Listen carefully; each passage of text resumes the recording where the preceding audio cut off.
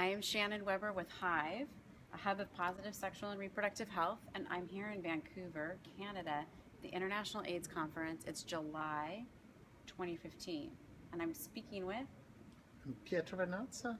I'm a physician in Switzerland, St. Gallen, working with HIV infected patients, and I have been involved in the field for the past 28 or 30 years. And what is your training, by the way? Your My infectious training is disease? internal medicine, and then I got a training at UNC for infectious disease and returned back to Switzerland, where I set up a training site for infectious disease. And so most of the people that you see during the day are people living with HIV in terms of your clinic and your studies? I would say majority. So we have a lot of patients with Hep C and other chronic infections. And in the hospital we are doing a consult serving, so that has nothing really to do with HIV. Okay. And so I want to talk with you today about people who have HIV and they want to have babies. Specifically, a couple where the man is living with HIV and the woman does not have HIV. And you really have pioneered in this field around safer conception. And I want to go back to what you were telling me was 2003 when you did this pilot intervention. Actually, we started in 1996 when a couple came to us and they asked, for help because they wanted to get a baby. And for many years, we offered them insemination technology for these patients, where we took the semen from the male partner, as Enrico Semprini has shown previously, and inseminated the woman with that cleaned sperm. And that was a situation where I started to realize that these couples are really at low risk of transmitting the virus, and we are offering a difficult, expensive, cumbersome service. And you have to know, at that time I was examining semen samples and looking at virus particles in the semen, and that was my research field. And so I tested all these semen samples that we processed, and I realized all of a sudden, when all these patients were treated, they didn't have any HIV in their semen. And so around what year is this? This is so early. That was in 2000 when we started to realize, HIV was gone. All these couples came to us when the male partner was already on the treatment, and so we realized there's no virus in there, and maybe there is no risk. So we started to think about other options for these couples, and that was in 2003 when I just started to discuss with couples and ask them, how big do you think the risk is? And from what we know and what we see in your semen sample, there is no virus. I mean, to start with, I would consider this to be a very low risk. And then we thought about alternative strategies. And this is when this pilot intervention started, when we said, let's try to do it different. If we are sure that the male partner takes his treatment very carefully, that he has no additional risk factors like sexual transmitted disease, and he's only doing this at a time point where his partner is very likely to conceive, maybe they could have sex without condoms.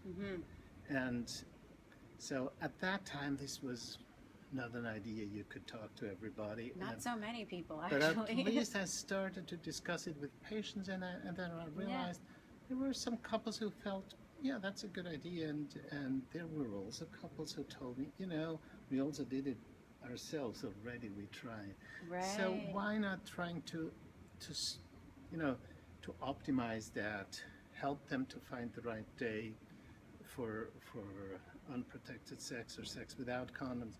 And then also the idea, if we assume there is a very small risk of transmission, why not try to cover with an additional safeguard and give the woman antiretroviral drugs that would prevent her from getting infected? Since in those days PrEP was started to getting developed. But very early. It wasn't in studies, but people, Right. animal studies were performed and people were thinking about that. And so that was the time when we started this program. We made a strategic plan. We made exactly a protocol how we would do this, and we offered this to all the couples. And in the beginning, we had 1 in 10 who still wanted to go through insemination practices, but then when more and more couples, got more reassured that this actually works, they decided to go for this option up front. And this option being treat the male undetectable partner, viral load, check no the viral load, STIs. no STI, timed intercourse, and pre-exposure prophylaxis. And what was for the woman. dosing for the pre-exposure prophylaxis that you selected at that time? At that time, we didn't have any data from Right. pre-exposure prophylaxis studies, and I talked to Angela Kashuba, who was measuring antiretrovirals in the blood, but also in the cells.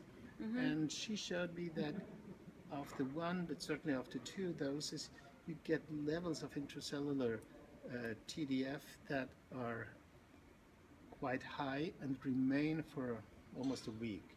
So we felt 2 doses will be ideal.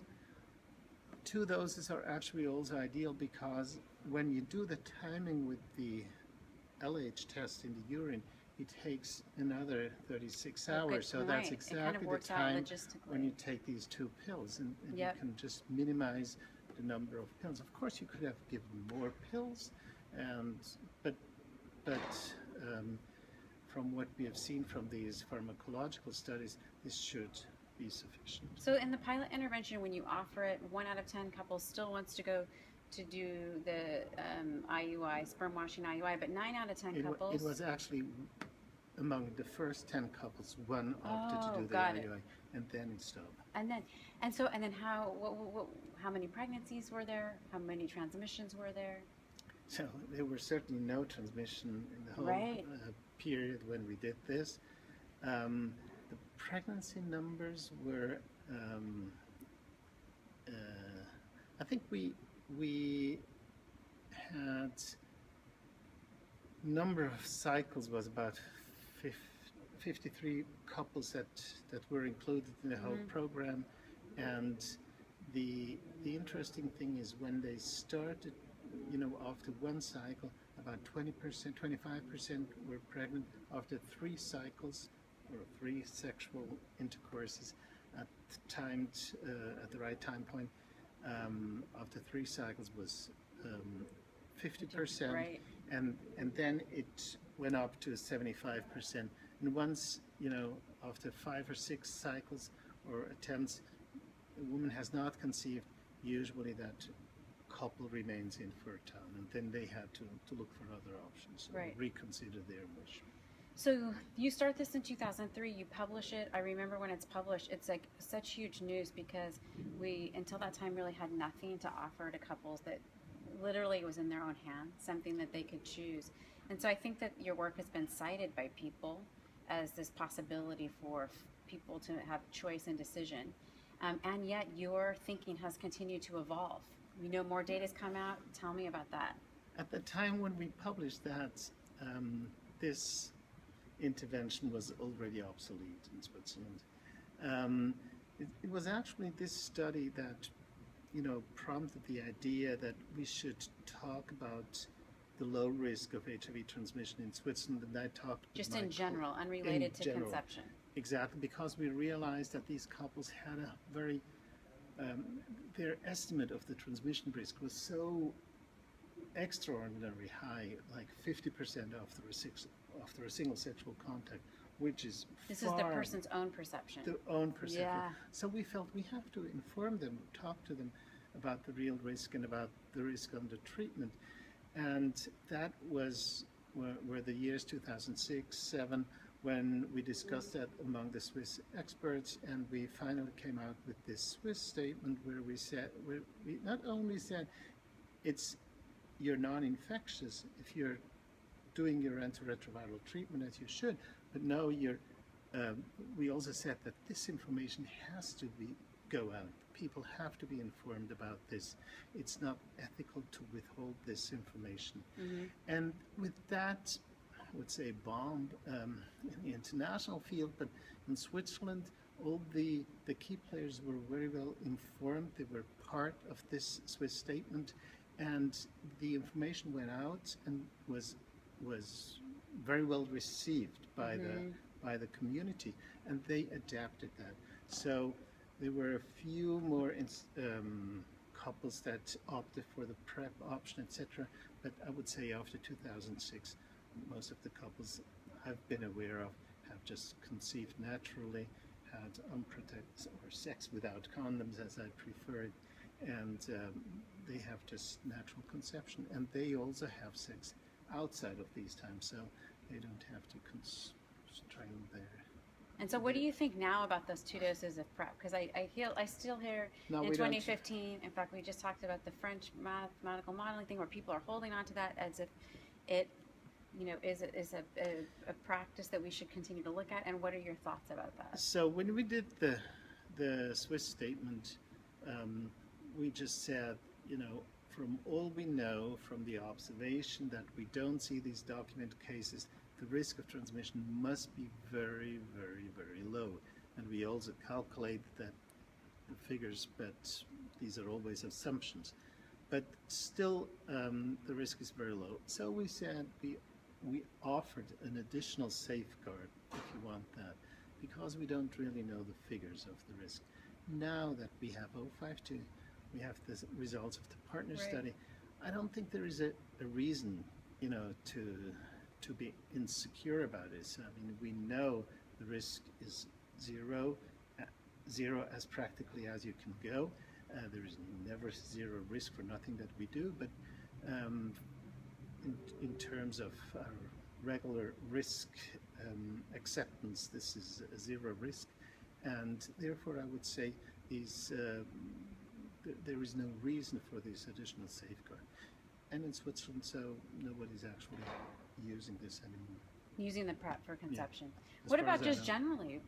Do you think of PrEP as a bridge at all when someone's getting on antiretroviral therapy, or for whatever reasons in their life they don't want to be on therapy, or they're having trouble with getting an undetectable viral load?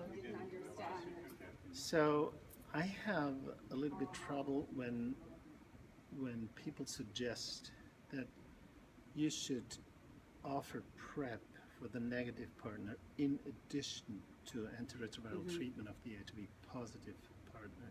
So I think this is really an overkill. It's actually overuse of resources.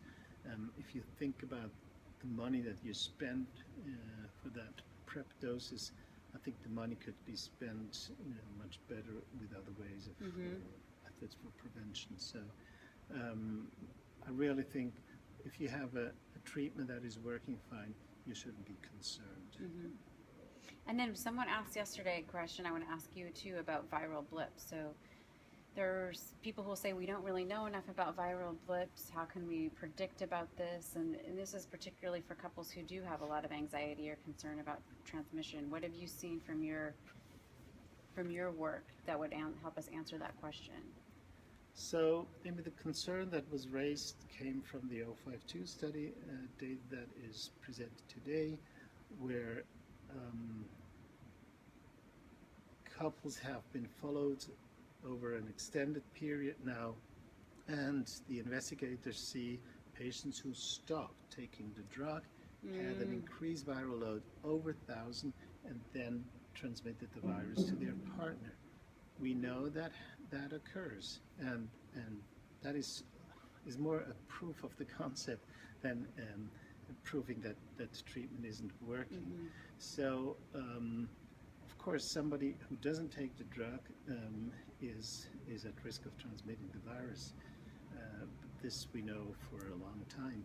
So I think this story tells you that it is even more important to inform patients about the need of optimal adherence in order to prevent transmission to the partner. So or if he has to stop treatment, to discuss this with a partner. I mean, that is, to me, the result of that study. In Switzerland, and we did a study in the Swiss HIV cohort a few years ago when we looked at the risk of blips once you have been suppressed for 3 or 4 viral load measurements.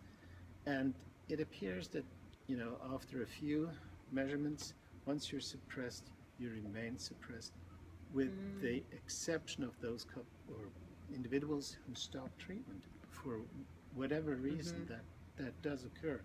But so this is something you actually know and you should take into consideration, and we should talk about this with the patient and their partners. As part of opting in, inviting them into care and to stay in touch. Thank you so much for all your work on this topic and being a pioneer and leading the way so that we have so many options. Thank you.